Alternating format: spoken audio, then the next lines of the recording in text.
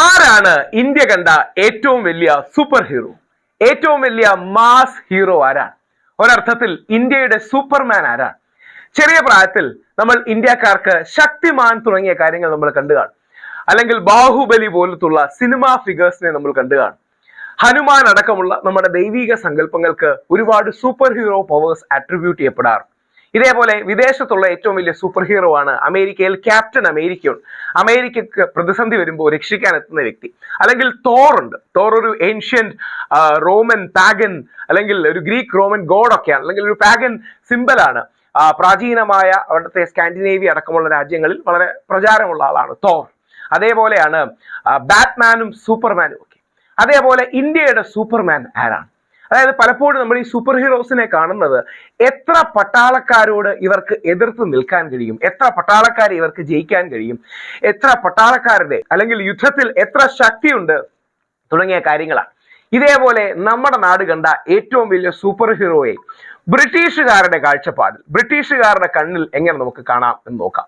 അത് Lord Luis mount baton, ഇന്ത്യയുടെ ആദ്യത്തെ ഗവർണർ ജനറലും അവസാനത്തെ വൈസ്രോയുമായ വ്യക്തിയുടെ കണ്ണിൽ. അപ്പൊ ഒരു ഇന്ത്യക്കാരന്റെ കണ്ണിലല്ല, അല്ലെങ്കിൽ നമ്മൾ രാജ്യസ്നേഹം കൊണ്ടോ ഈ നാടിനോടുള്ള ഇഷ്ടം കൊണ്ടോ സ്വാതന്ത്ര്യ സമരത്തിനോടോ പറയുന്നതല്ല, എന്ന് നമ്മളെ എതിർത്തിരുന്ന, നമുക്ക് സ്വാതന്ത്ര്യം തരാതിരുന്നിരുന്ന ലൂയിസ് മൗണ്ട് ബാറ്റൺ, അല്ലെങ്കിൽ അവസാനത്തെ വൈസ്രോയി, ആദ്യത്തെ ഗവർണർ ജനറലിന്റെ വാക്കിൽ ഇത് ഇങ്ങനെയാണ്.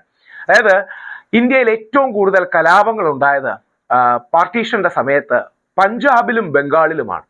പഞ്ചാബിൽ, ബംഗാളിൽ ആയിരക്കണക്കിന്, പതിനായിരക്കണക്കിന് ആൾക്കാർ കൊല്ലപ്പെട്ടു. കോടിക്കണക്കിന് രൂപയുടെ പ്രോപ്പർട്ടി ആക്രമിക്കപ്പെട്ടു. നൂറുകണക്കിന് സ്ത്രീകൾ ആക്രമിക്കപ്പെട്ടു. അങ്ങനെ ഏറ്റവും കലാപകലുഷിതമായ രണ്ട് സ്ഥലങ്ങളാണ് ബംഗാളും പഞ്ചാബും.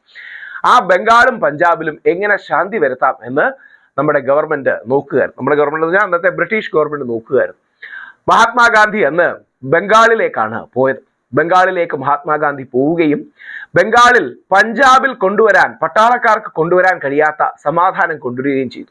അന്ന് മൗണ്ട് ബാറ്റൺ ഗാന്ധിജിക്ക് വയർ ചെയ്ത എഴുത്താണ്, കത്താണ് സൂചിപ്പിക്കാൻ ആഗ്രഹിക്കുന്നത്. അതിൽ മൗണ്ട് ബാറ്റൺ എഴുതുന്നു, ഈ വാക്കുകൾ എക്സാക്ട് വാക്കുകളാണ്. My dear Gandhiji, in Punjab we have 55,000 soldiers. പഞ്ചാബിൽ നമുക്ക് 55,000 സോൾജിയേഴ്സ് ഉണ്ട്. പക്ഷെ ഇപ്പോഴും വലിയ രീതിയിൽ കലാപങ്ങൾ നടക്കുന്നു. ബംഗാളിൽ ഒരൊറ്റയാൾ പട്ടാളമാണുള്ളത്. അവിടെ കലാപങ്ങൾ പൂർണ്ണമായി അമർച്ച ചെയ്യാൻ, ഇല്ലാതാക്കാൻ കഴിഞ്ഞു.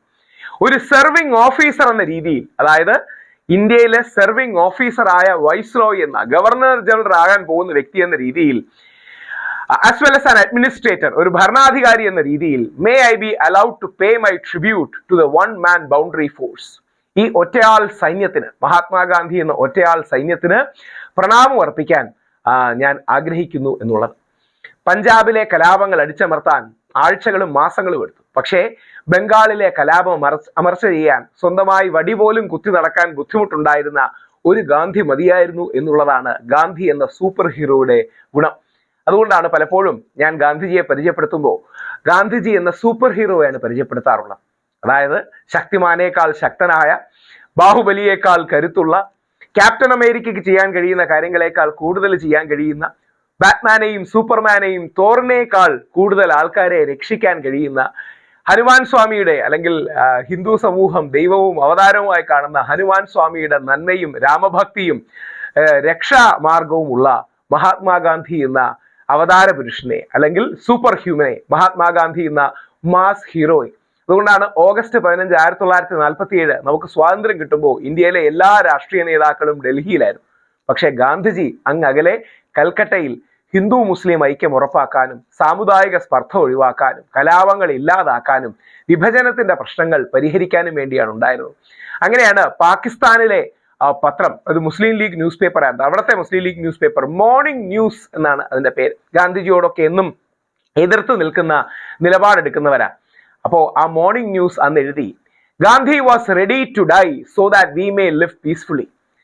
അദ്ദേഹം സ്വയം മരിക്കാൻ തയ്യാറായിരുന്നു, സോ ദാറ്റ് നമുക്ക് ഇവിടെ ശാന്തി ഉണ്ടാകാൻ വേണ്ടിയിട്ട്. ടൈംസ് ഓഫ് ലണ്ടൻ ആലോചിച്ച് നോക്കുക, ഇംഗ്ലണ്ടിലെ ടൈംസ് ഓഫ് ലണ്ടൻ എന്ന പത്രം എഴുതി, Gandhi has achieved more than what thousands of troop would have achieved.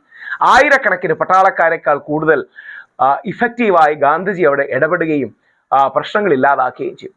പഞ്ചാബിൽ വീണ്ടും കലാപങ്ങൾ തുടരുകയും ഏകദേശം 10 ലക്ഷത്തിലധികം ആൾക്കാർ കൊല്ലപ്പെടുകയും ചെയ്തു.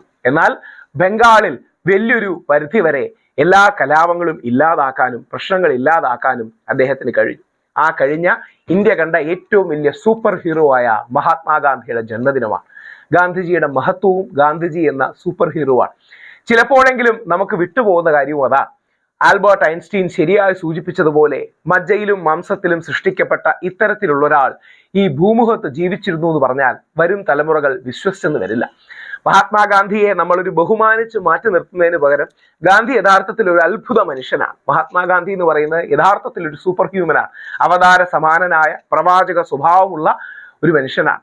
ആ ഗാന്ധിജിയെ തിരിച്ചറിയാനാകട്ടെ. മഹാകവി പാടിയതുപോലെ യേശുക്രിസ്തുവിന്റെ പരിത്യാഗശീലവും സാക്ഷാൽ കൃഷ്ണനാം ഭഗവാന്റെ ധർമ്മരക്ഷോപായവും ബുദ്ധന്റെ അഹിംസയും ശങ്കരാചാര്യരുടെ ബുദ്ധിശക്തിയും രന്ധി ദേവന്റെ ദയാവായ്പം ശ്രീഹരിചന്ദ്രനുള്ള സത്യവും പ്രവാചകൻ മുഹമ്മദ് നബി സല്ലല്ലാഹു അലൈഹി വസല്ലത്തിന്റെ സ്ഥൈര്യവും ഒത്തുചേർന്ന ഇന്ത്യയുടെ രാഷ്ട്രപിതാവിന്, ഭാരതത്തിന്റെ ചരിത്രത്തിൽ ജനിച്ച ഏറ്റവും വലിയ മനുഷ്യൻ, കഴിഞ്ഞ 1000 വർഷങ്ങളിൽ 2000 വർഷങ്ങളിൽ ലോകത്ത് ജനിച്ച ഏറ്റവും പ്രധാനപ്പെട്ട വ്യക്തികളിൽ ഒന്നിന് യേശുക്രിസ്തുവിനോടും പ്രവാചകൻ മുഹമ്മദ് നബിയോടും ഭഗവാൻ ബുദ്ധനോടും ചേർത്ത് വെക്കാൻ കഴിയുന്ന ഇന്ത്യയുടെ രാഷ്ട്രപിതാവിന് പ്രണാമം അർപ്പിക്കുന്നു. നിങ്ങൾ നിങ്ങളുടെ നിലപാടുകൾ കമന്റ് രൂപത്തിൽ ഇടുക. എല്ലാ കമന്റും ഞാനിത് വായിക്കുന്നുണ്ട്. എൻ്റെ വീഡിയോസ് കുറെ കൂടെ മെച്ചമാകാനും ഞാനെന്ന വ്യക്തിക്ക് കൂടുതൽ പഠിക്കാനും ആ കമന്റുകൾ സഹായിക്കും. തീർച്ചയായിട്ടും ഇതിനെ ലൈക്ക് ചെയ്യുക, ഷെയർ ചെയ്യുക, സബ്സ്ക്രൈബ് ചെയ്യുക. കൂടുതൽ ക്വാളിറ്റി ഉള്ള കണ്ടന്റ്, കൂടുതൽ സമയം ഇതിനുവേണ്ടി സ്പെൻഡ് ചെയ്യാനൊക്കെ അത് വലിയൊരു ഉത്തേജനം ഉണ്ടാകും എനിക്ക്. എല്ലാ അത്തരം കമന്റുകളും എന്നെ പ്രചോദിപ്പിക്കുകയും ചെയ്യും. നിങ്ങളുടെ ആ കമന്റ്സ്, നിങ്ങളുടെ ലൈക്സ്, നിങ്ങളുടെ സ്നേഹം, നിങ്ങളുടെ ആദരം, നിങ്ങളുടെ എല്ലാ positive criticism, negative criticism, feedback ഞാനെന്ന വ്യക്തിയെ കൂടുതൽ കാര്യങ്ങൾ ചെയ്യാൻ പ്രേരിപ്പിക്കും.